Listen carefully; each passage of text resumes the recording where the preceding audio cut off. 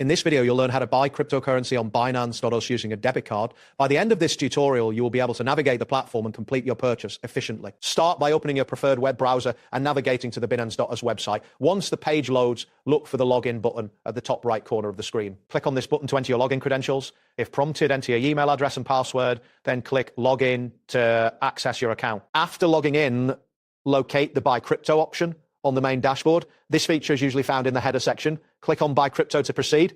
You will then be presented with various payment methods. Select debit card as your payment option to continue with your purchase. Next, you will need to choose the cryptocurrency you wish to buy. A list of available cryptocurrencies will appear. Click on the one you want to purchase. After selecting your desired crypto, enter the designated field. Ensure that you are aware of the current market price, as this will affect your total cost. Once you've entered the purchase amount, you will need to provide your debit card information. Fill in the card number, expiration date, and security code. It is essential to double-check this information to avoid any errors.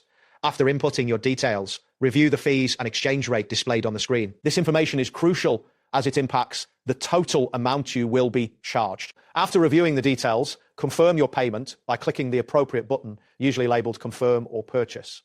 If your bank requires additional authentication, you may be directed to complete this process. Wait for a confirmation message indicating that your purchase was successful. Finally, to verify that the cryptocurrency has been credited to your account, navigate to your spot wallet. Here, you can check your balance and confirm that the transaction has been completed. That wraps up today's guide. Thanks for watching, and catch you in the next tutorial.